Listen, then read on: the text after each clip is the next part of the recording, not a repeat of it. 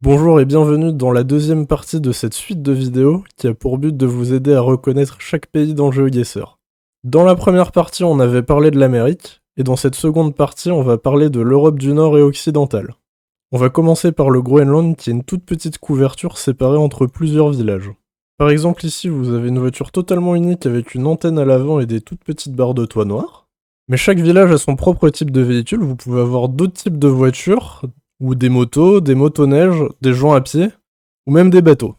On continue avec l'Islande où généralement le paysage est suffisant, puisque vous avez ces montagnes entièrement vertes et complètement dépourvues d'arbres. Mais si vous voulez un autre indice, vous pouvez chercher un passage clouté, puisque l'Islande est le seul pays à avoir une signalisation de passage piéton avec un fond jaune, comme ceci. On descend plus au sud avec les îles Féroé, qui peuvent avoir un paysage assez similaire à l'Islande, mais pour faire la différence à coup sûr, vous avez juste à regarder en dessous de vous, puisque les îles Féroé ont des barres de toit, qui sont exactement les mêmes que celles du Guatemala, à l'exception près que si vous regardez l'avant du véhicule, vous allez pouvoir voir un début de troisième barre au niveau des rétroviseurs. Aussi aux îles Féroé, vous pouvez tomber parfois sur ces maisons avec de l'herbe sur leur toit. Je vais traiter la Finlande, la Suède et la Norvège en même temps, puisque c'est souvent entre ces trois-là qu'on hésite, donc je vais parler spécifiquement des points communs et des différences entre ces trois pays. Le premier point va porter sur le marquage au sol central, puisqu'il est jaune en Norvège et en Finlande, alors qu'en Suède et dans le reste de l'Europe, il est blanc. Le deuxième point va porter sur le marquage au sol latéral, puisqu'en Norvège et en Suède, vous avez des pointillés généralement, alors qu'en Finlande, vous avez tout le temps une ligne blanche continue. En plus de ça, vous pouvez faire la différence entre les pointillés norvégiens et les pointillés suédois, puisque les pointillés norvégiens sont beaucoup plus grands que ceux de Suède. Par exemple, ici, on voit que les pointillés norvégiens font environ 1 mètre de long, alors que les pointillés suédois sont beaucoup plus petits. Et enfin, le troisième point, ce sont les panneaux de signalisation, qui ont un fond blanc en Norvège, alors qu'il est jaune en Suède et en Finlande. Contrairement aux autres pays nordiques, c'est généralement facile de distinguer le Danemark, puisque vous allez trouver ces panneaux de signalisation rouges absolument partout dans le pays, et également ce marquage au sol en pointillés extrêmement petit qui se distingue très facilement des autres pays. On enchaîne avec les îles britanniques en commençant par l'Irlande, qui possède un marquage en sol en pointillés jaunes comme ceci, qui est complètement unique au pays. Une autre spécificité de l'Irlande, c'est d'être le seul pays européen à utiliser des panneaux de signalisation en forme de losange sur fond jaune. Un autre bon moyen de reconnaître l'Irlande, c'est de coupler les plaques d'immatriculation au sens de circulation, parce que c'est un des rares pays d'Europe à utiliser les plaques d'immatriculation standard européennes avec une bande bleue, tout en roulant à gauche. Ce qui est seulement le cas de Malte et du Royaume-Uni, sauf qu'au Royaume-Uni, l'arrière des plaques d'immatriculation est orange. Pour le Royaume-Uni, comme je l'ai dit juste avant, vous allez avoir aussi un sens de circulation à gauche, mais avec des plaques d'immatriculation qui sont jaunes. Et aussi au Royaume-Uni, vous allez avoir l'utilisation du système impérial, qui n'est trouvable nulle part ailleurs à part aux États-Unis. L'île de Man est globalement similaire au Royaume-Uni, à l'exception près qu'ils utilisent généralement une petite bande rouge sur la gauche de leur plaque d'immatriculation. Dans la même veine de l'île de Man, vous avez Jersey, qui ressemble également aussi beaucoup au Royaume-Uni, mais qui a pour particularité d'utiliser massivement le français. En parlant de français, on passe à la France, que vous pouvez reconnaître grâce à leur bollard très distinctif qui ne ressemble à aucun autre, avec leur bande réfléchissante au milieu qui peut être soit grise, soit rouge. Une autre spécialité de la France, c'est d'indiquer les lieux-dits sur des panneaux écrits en italique blanc sur fond noir, chose que je n'ai jamais vue dans aucun autre pays. Et enfin, le dernier élément unique en France, c'est l'utilisation de ce marquage latéral composé de pointillés extrêmement longs. Vous allez toujours le voir sur les nationales et les autoroutes, mais c'est aussi possible de le croiser sur certaines départementales.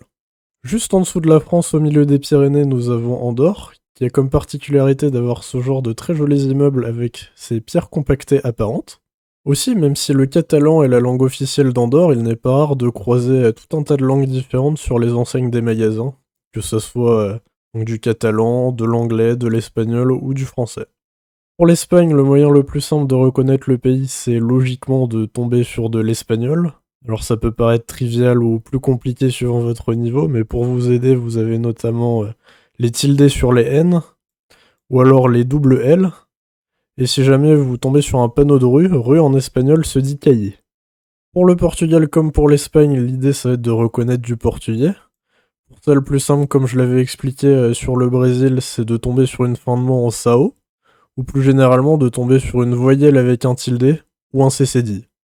Vous pouvez aussi reconnaître le Portugal grâce à leur plaque d'immatriculation, puisque certaines voitures, en plus d'avoir la forme de plaque européenne standard avec une bande bleue à gauche et le fond blanc, ont également une bande jaune sur la droite.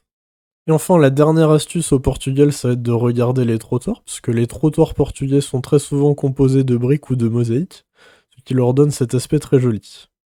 On clôt la péninsule ibérique avec Gibraltar, qui est certes très petit mais qui peut totalement vous déstabiliser la première fois que vous y tombez puisque ça parle anglais et ça roule à droite. Mais pour ne pas vous faire avoir, vous pouvez soit reconnaître le rocher de Gibraltar en lui-même, ou alors regarder l'arrière de la voiture et y trouver cette antenne en forme de baguette magique. On va maintenant parler de la Belgique, où le réflexe à avoir c'est de regarder les plaques d'immatriculation et d'y remarquer une teinte rouge, ce qui est unique en Europe. Aussi, un autre élément en Belgique, c'est que tous les panneaux de rue ont le nom de leur ville indiqué dessus, ce qui est beaucoup plus rare dans les pays alentours. On continue avec les Pays-Bas, où le plus simple c'est de tomber sur des plaques d'immatriculation jaunes, ce qui est aussi le cas du Luxembourg, mais contrairement au Luxembourg, les Pays-Bas ont un paysage extrêmement plat. Un autre élément frappant aux Pays-Bas, ce sont les vélos, puisqu'aux Pays-Bas, vous allez voir des vélos et des pistes cyclables très bien aménagées absolument partout. Comme je l'ai expliqué juste avant, vous allez aussi avoir des plaques jaunes au Luxembourg, mais le paysage sera nettement plus vallonné contrairement aux Pays-Bas. Un autre élément pour reconnaître le Luxembourg, ça va être de tomber sur leurs panneaux de signalisation jaunes qui sont souvent encadrés dans des poteaux métalliques.